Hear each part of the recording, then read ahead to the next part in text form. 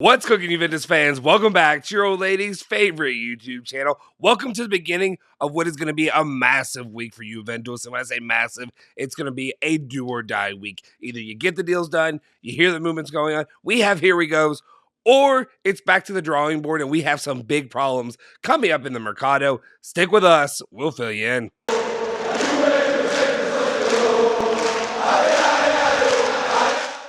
Ciao ragazzi, welcome back to the Bianconeri Zone. My name is Justin Sofro. Today, it's Monday, May 23rd, 2022, and of course I got your latest rundown of all things Juventus, all the news that you care about each and every day.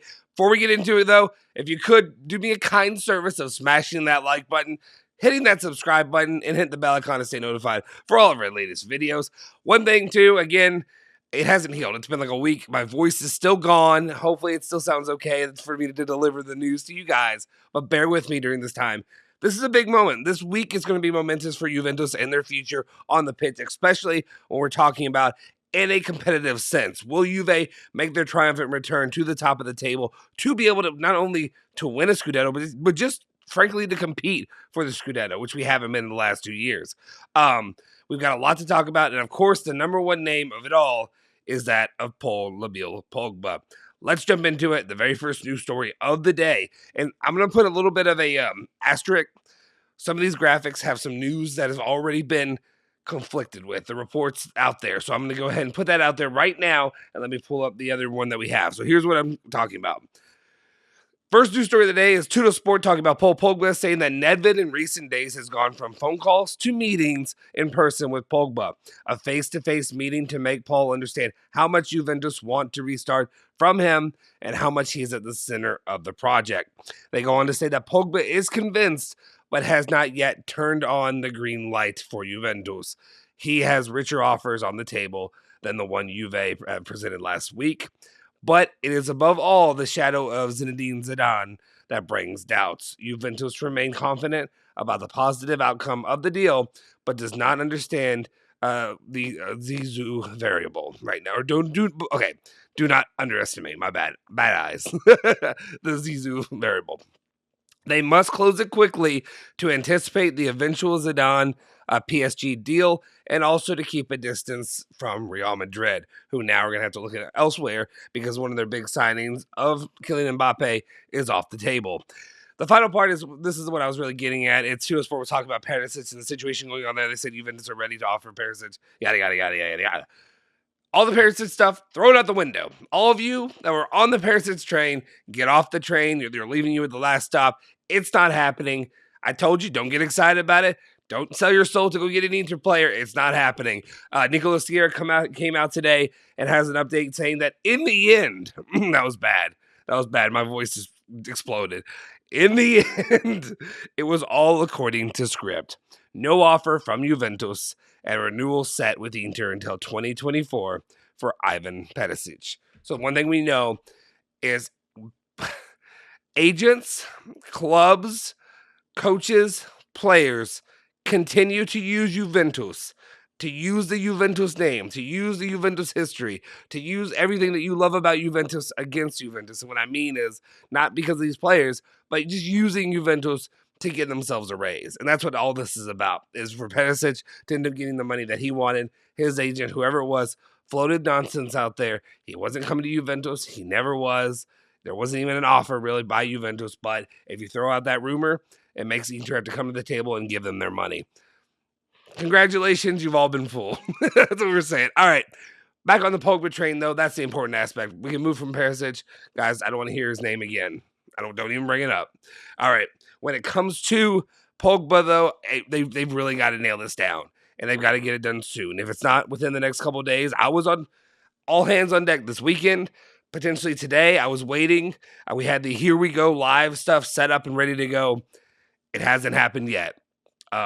Actually, we do have an update. We have two more things. Let's get through this real quick. Paul Pogba, Romeo Gresti said earlier, Juventus is very confident about Pogba moving forward with confidence, working personally with Nedved and trusting in this week to make the decisive leap. And also, let me go to my handy-dandy phone, which has the latest update before we can make graphics. and that is Romeo Agresti, literally just moments ago, tweeting out this. The contacts between Juventus and Rafaela Paminta continue. The parties will update during the week. On the agenda, first up, the assault of Pogba, the renewal of De Ligt, and the double future with Keane and Pellegrini. So there's going to be a meeting at some point this week. That's the meeting we have to look forward and look into hearing. We'll get an update. Obviously, I'd imagine maybe tonight. If tomorrow's the day, maybe the day before. I would love if it would be Wednesday. Wednesday would be a great day for me personally. My schedule. Just don't keep me in your thoughts, just in case. Wednesday would be fantastic. We'll see. That meeting should be very telling when it comes to Juventus' future. If they walk away from that meeting and there's no deal done, I'd start to get a little bit nervous. That would be my personal feelings on it. So anyway, we'll keep you updated every step of the way. Make sure you're locked in on the Bianconeri Zone, hitting the like button, hitting the subscribe button, all that good stuff. Joining our member squad, we'll have all the updates for you right away. Next up, we got to talk about the other guy. If you were on our live yesterday or late last night, Julian, one of our hosts, tried to talk you all onto the ledge to be nervous, doomsday, if you will. And we have the situation going on with Di Maria to follow up the Pogba, potentially, will he, won't he? Tudo Sports reporting saying that the request of Di Maria is for 9 million euros. Juventus are offering 7.5 million per season plus bonuses for 2 years. There's some distance, but also great optimism. So I'd imagine Di Maria wants a 9 base and then have maybe some bonuses off of that. I think if Juve can get to maybe, I feel like right now it's just semantics. You don't really hear a lot that Di Maria is rumored with. I know people were trying to spread some misinformed report saying that Barcelona or Di Maria has now just offered himself to Barcelona. It's like old news. It's not even really relevant to today. So maybe don't fall for that. So we'll see what happens when it comes to Juventus and their future of getting Di Maria. I still feel fairly confident. While Julian will try to push you off the ledge and try to grease the railing a little bit, I'm going to talk you off of it. I'm going to bring you back home safely. I'm going to pick you up in my arms and I'm going to carry you away somewhere where you feel safe and good with the future of Juventus. I think Paul Pogba and Di Maria, I think it's going to happen. I think we're going to be all right. I think there's a lot of naysaying or whatever negativity, just trying to rain on a parade, if you will. I think it'll happen. I think Juventus will have a good start to the Mercado, and then we'll really get to focus in on where do we go from there to really, give them some extra key pieces to really put Juventus in a position where they can be successful. Next up, another update there is also, here's our guy, Mirko De Natale, with his, last second, everybody else said it, so I'm going to say it kind of thing. And I'm kidding. But, everybody gets in on it. Says a new contact for Pogba is expected soon, while for Di Maria, the last details are being ironed out. There continue to be good feelings. These negotiations are now well on track, so... But it's good. At least you see everybody is out here. And I'm not trying to say that. I apologize. I'm not saying that about Mirko. I'm just saying overall, everybody's getting in, saying it's a good feels, which is also a good sign, obviously, for Juventus. If you had some guys, reporting, obviously, that PSG are all in and they're going to get him, then I'd be more worried. Next up, Tudo Sports reporting basically more about the center back transfers, different options. Maybe one that would be a big get for Juventus. Maybe big get just because it would be really, really surprising. They report saying that for the next Chiellini, there is a Gabriel in Pole, but watch out for Koulibaly's situation at Napoli. He has a contract until 2023, and the renewal does not seem to be in the player's plans at the moment. So right now, I don't know if that's something that we have to wait till next Mercado, but maybe potentially Napoli want to make a little bit of money off of him. Maybe they would end up doing business with Juventus. We'll see. I don't really know exactly how. I know Juventus's and Napoli's relations aren't the best. Obviously, with Trashman De Laurentiis, and I'm going to call him that, and all that goes on with the Detroit of Italy. But at the same time, when it comes to actual doing business, doing Mercado swaps, we'll see. We know, Lotito and Lazio aren't very welcoming. We know Cairo at Torino aren't very welcoming either. But then you have guys like you do at Fiorentina with Camiso, basically talking a lot of smack, but then coming to the table and doing the deals to get it done. So we'll see what happens there. Koulibaly would be a very interesting player, obviously, to bring into Juventus. Moving on, Tudo Sports talking about Allegri and what he wants with the squad. They're reporting saying that Allegri has said that he does not want a revolution, but there are 6 roles in which the coach would like to see an improvement made. The central defender, a fullback, a midfielder, a winger, and a striker. So obviously with the fullback, I can go through. You want me to go through my list? We're gonna go through my list right now. If you're going for a midfielder, you get Paul Pogba. Still think you could get a second one. That'd be a good option. You're gonna get a winger, Di Maria. There you go. Striker, Raspadori, done. Fullback, Udogi. I'm all aboard Udogi train. Get Udogi in. That'll be a great move. And then for the central defender is one that I can be a little bit more. I can be talked into quite a few different players. It just really depends what you're going for. If you're going for a central defender that is a stopgap kind of player, I go Milinkovic. He's a cheaper option, and I like what the player brings. If you're going for an option that you're going to invest in for a long time, go get Badiashile. Get somebody like that. Gabriel would be an easier, good option. I don't rate him super high. I think he's fine. I think he's solid. I mean, obviously, okay, if we had the top pick, it would be Bremer, right? If you're going to go out there, step on some toes at Inter, send them packing, and then bring Bremer in, yeah, you go get him. That would be the top choice. But if you're looking at these other options that seem more likely, just because Juventus doesn't have a long-established relationship and workings and agreements with the player, and then Torino and what we just talked about, you have to look at these secondary options. Gabriel could be fine, especially if you can use him to move Artur as well while you're bringing in a player. So that might be one way that they really probably end up going with. So keep an eye on that. Like I said, he doesn't want a revolution, but it's 6 roles. 6 guys seems kind of revolutionary to me. Unless there's 6 guys, but there are a lot of like secondary players, then that would be the issue that I would see there. Continuing on, we're talking about selling the squad. Right now, Juventus have a lot of guys they're trying to sell and they're trying to move. We'll see. This one hopefully seems a little bit simpler than previous years where you really had a hard time like moving like Aaron Ramsey while he's still going to be an issue this summer. Tuno Sports reporting saying that 7 players' futures are in the balance. Alexandro, Luca Pellegrini, Mattia De Sciglio, Rugani, Artur, McKinney, Rabiot, and Moise Kean, with Morata also currently on the outs because there's no agreement to buy him from Atletico Madrid right now. So obviously with these situations, you want to make sure, obviously, the players that are going to be the most difficult to sell or really try to move right now that Juventus are like, Juventus fans are desperate to move are obviously that of Alexandro and Adrian Rabiot. We have an update on Rabiot after this, but Alexandro's going to be a difficult one just because of his wage and all that goes along with that. Luca Pellegrini is a young talent that I think a lot of people will be interested in. He's not a top. He's a lower ceiling than a lot of guys, but he's still a useful player that a lot of guys, other clubs could utilize. Weston McKennie, I would like to keep if possible. De Sciglio, he's going to stay for 2 more seasons. I think right now, if you're trying to push De Sciglio, I don't see it's going to happen. I think he'll get renewed. So it is what it is. Archer's an easy sell. And Rugani, we'll see what happens with Rugani. We'll see. Like I was like, do I want to go in on ripping Rugani right now? I'm not in that boat right now. You know how I feel about Rugani. I don't rate him high, but the one thing I can say about him is he has played much better under Max Allegri this tenure than he has under Sadi and any of the things that I saw in recent years. All right, now talking about Adrian Rabiot, though, Nico Schira, our man Nico.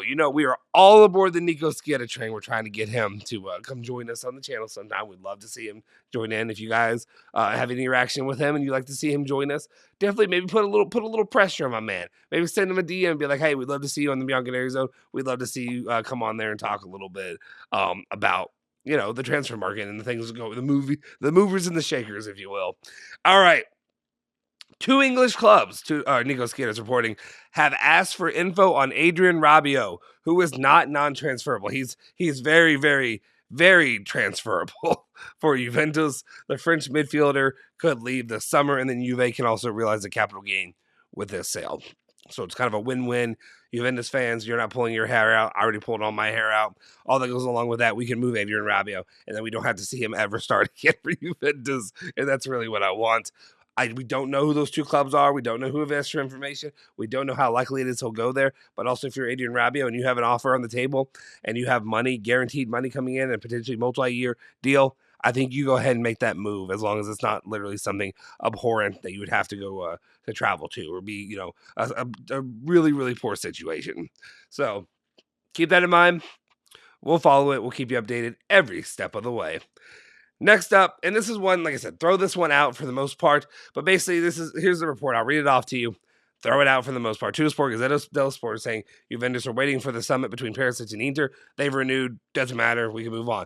But it also says Juve are following the situation of Kostic. We've talked about that on the channel. And then they also say that Juventus want to add another winger besides Di Maria. The name of Kostic is gaining ground. The player with a contract until 2023 is open to a move. The asking price would be close to that of 15 million euros. We've talked about this already. Basically, like I said, the confirmation here is Perisic is not on the table. You guys sold your souls, begging Perisic to come in. He ain't coming. Kostic is an option, though.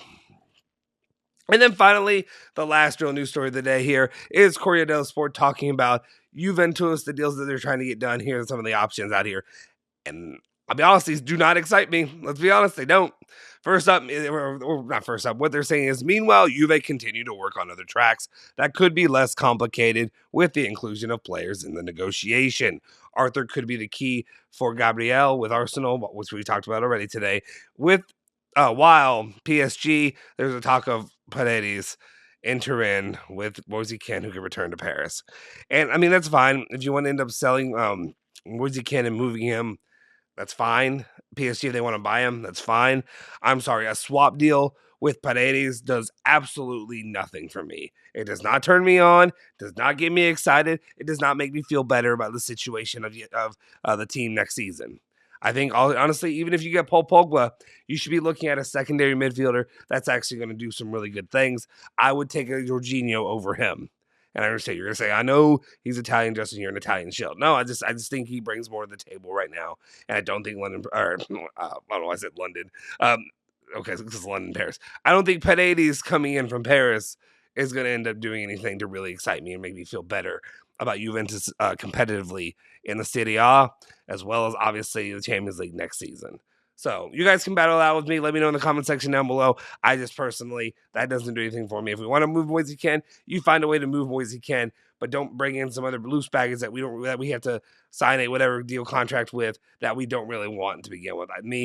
If you're making moves in this Mercado, you sell the players you want to sell without tying yourself into a player that you don't want to have stay at the club for multiple seasons. Gabriel's fine because we need a center back, and I could deal with that.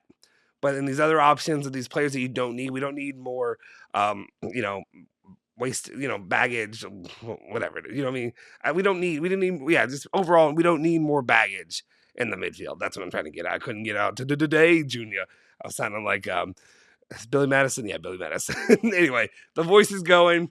That's the news for today. You guys let me know in the comment section down below your thoughts on everything we talked about. If you haven't already, please hit that like button, smash the subscribe button, hit that bell icon to stay notified for all of our latest videos. Make sure you follow Bianconeri Zone at Bianconeri Zone, Twitter, Instagram, Facebook, and follow me at Justin Sofro on Twitter as well. I'll see you guys next time. Forza Juve, Forza Bianconeri.